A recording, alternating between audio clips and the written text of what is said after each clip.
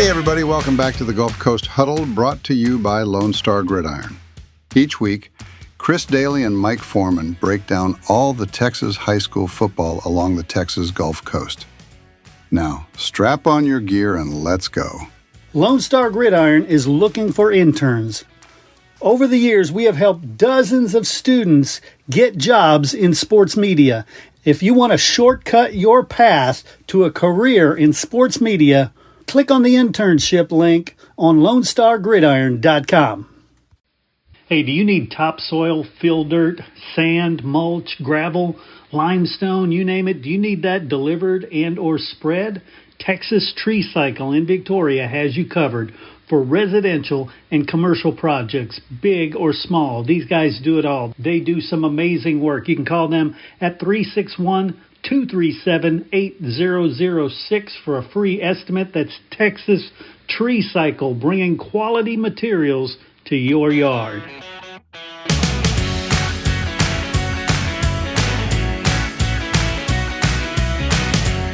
All right, everybody, welcome back to the Gulf Coast Sports Show. I'm Chris Daly. I'm joined always by Mike Foreman. How you doing, Mike?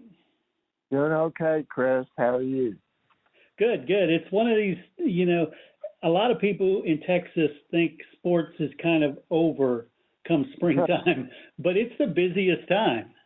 Yeah, it is. I mean, I was talking about that with someone. I said, during football, of course, you're very busy and you have volleyball. Yeah. But the thing about football and volleyball is it's on a pretty consistent schedule. Mm-hmm. You pretty much know what's going on, where you get to the spring and you have all these sports going on. Oh, that's true. I never thought about that. Yeah, it's a crazy time, I think, and even ADs will tell you that this is the busiest time of year when you have all sports going on.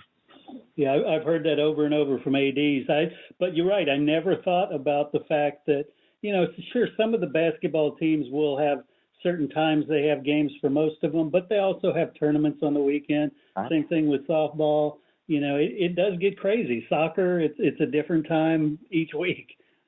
Right. Like, for instance, on Thursday, Friday, Saturday, now you've got your softball and baseball tournaments, and track meets are starting up, and, now they're pretty much held on Thursday. Yeah. Every now and then you'll still have a weekend track meet, but for the most part, track meets are held on Thursdays. Yeah. So that shows you have almost every day of the week. You almost could have something. Right. Well, what do we have going on, and what news do we have? Well, I do know. First of all, I think I need to mention that Gabe Rojas, who was a coach at Victoria Memorial and Victoria West before returning to his hometown of Robstown, passed away over the weekend. I thought about this. It's funny, we think about coaches, in their context, but they're people. Yeah. And things happen. I don't know exactly what happened with Coach Rojas, but a big loss for that community. I mean, there's going to be a memorial. I believe it's either March 4th or 5th at Riverside Stadium, because he did coach football, but he was primarily a baseball coach. Right, and he was so young too. Yeah, I know that, and I'm not really sure. In fact, I was out at the ball game on Tuesday, the season opener, when Robstown actually came here to play East. And, of course, Wes Coley, the East coach, coached with Gabe at Memorial. And the coach at Robstown is Rusty Miller, who came from Banquetti. He had coached with Gabe this was his second season. And they had Gabe's brother and I believe it's his nephew, who is a coach at Robstown, an assistant. They threw out the first pitch, but just terrible loss for especially for the Robstown community. And so anyways, like I said, East started out the season, they won 8-0. Very impressive. I think East is going to have a pretty good baseball squad this year. They've got a lot of guys back, and I think that they're looking for a pretty successful season. And, of course, softball's really ramped up. I know there's a bunch of tournaments, both baseball and softball going on this week. In fact, I know Ganado softball, which is the defending state champion, they're having a tournament in Ganado where they have a number of teams from around the area. I know El Campo and Bay City will be there. So you've got that going on, and then you have baseball tournaments, all around too. And then actually track meets have started. So, yeah, it's like we said earlier, a very busy time. Yeah, no doubt. Crazy. What else do we have going on, or what do we have coming up? Well, I do wanted to mention something. I've been meaning to mention it. Wrestling is a sport that, it's maybe not quite as popular in this part of Texas as it is, up north. But Terry Foster, who is the wrestling coach at Beeville, and he's been there ever since the program started. He is going to be inducted into the Texas chapter of the Wrestling Coaches Hall of Fame. Nice. And that's coming up in March. So it's quite an honor for him. I know Terry has had a number of wrestlers that have made it to state. So, really a great honor for him, well-deserved. I was talking to someone about wrestling. Actually, in our area here, we have East and West and Beeville, and, of course, the Corpus schools have wrestling. But it's just kind of one of those sports that's more of a Midwestern sport up in Oklahoma and in that area. Yeah, and once you get in the bigger cities, there's quite a bit of it there too. But but you're right, down here, there's not a ton. Yeah, and I think they just had their state tournament actually, and there were actually a boy and a girl from West that made it to state. So there is some, not quite obviously right now. I think pretty much everyone would tell you that that softball and baseball are very popular, of course, here. Yeah, definitely. The other thing, UIL related, 5A and 6A swimming and diving state meet is this weekend. Yeah. And the boys basketball, their district certification deadline is this week. Right. They'll start playoffs next week. Just like the girls are probably tonight and tomorrow will be playing their second round games. Yeah. I know East and West both won their first round games, and I believe their second round games are going to be in Gonzales. Nice. So, and of course, I know we've got some area teams. I know Quail, Tidehaven, Edna, to mention a few, are still playing. I believe even Refugio girls are still playing. So quite a few teams there, and we'll wait and see, what happens in, in boys. And, of course, I guess I should mention that Flatonia girls made it again. And because Summer Sodek, outstanding player who is signed with Texas Women's University, is playing. She's a senior. They have to play Mumford.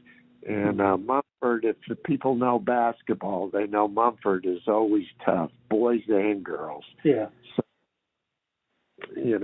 it's interesting because I think we talked about this, but, some of your smaller schools, they have a few schools around, like, for instance, I guess I could say like Moulton. Mm-hmm. And Tivoli, they don't play football.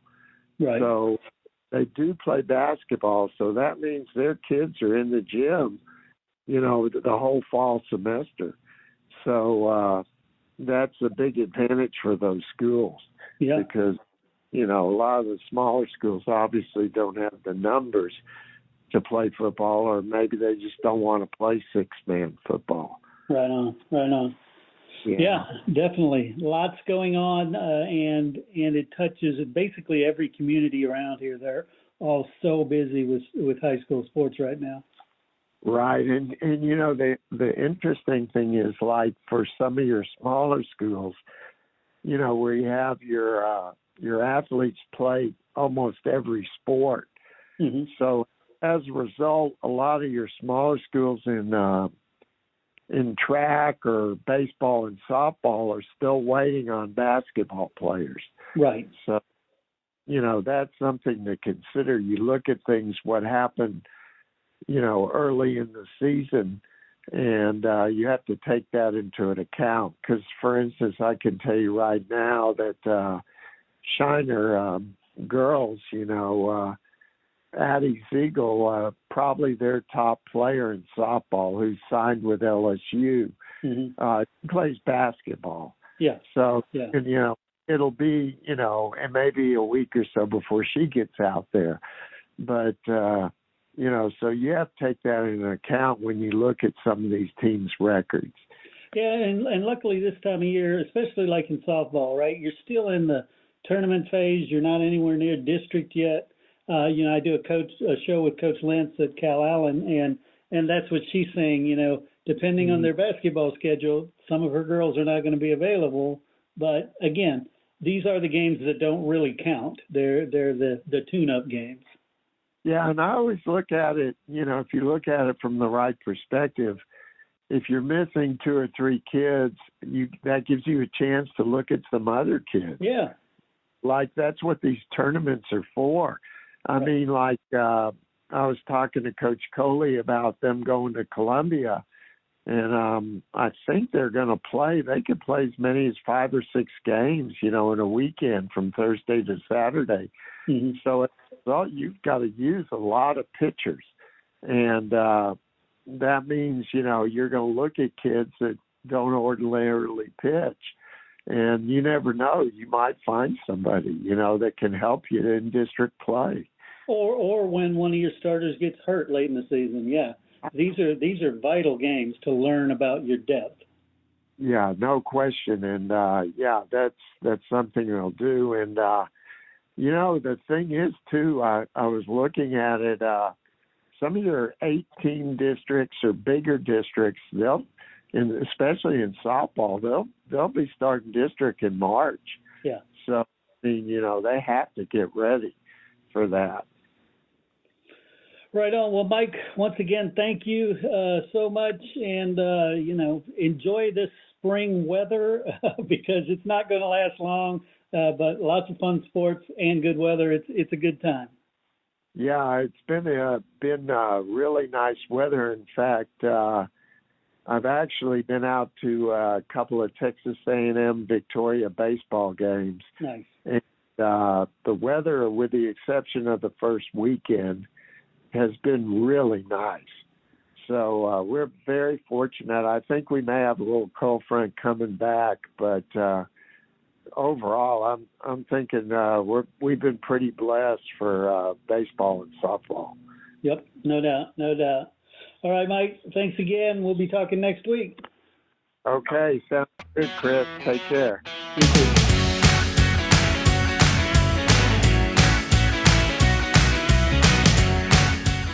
Coaches, boosters, parents, every sport deserves a spotlight. From football and volleyball to basketball, soccer, baseball, softball, track, wrestling, and more. Give your athletes a weekly coaches show that builds pride and raises funds. Lone Star Podcast Network makes it turnkey. You talk for a few minutes. We handle production and distribution. Sponsors love it. Families share it. And your program benefits. Get the free information kit at lonestarpodcast.com/coaches. That's lonestarpodcast.com/coaches. Your team, your sport, your show.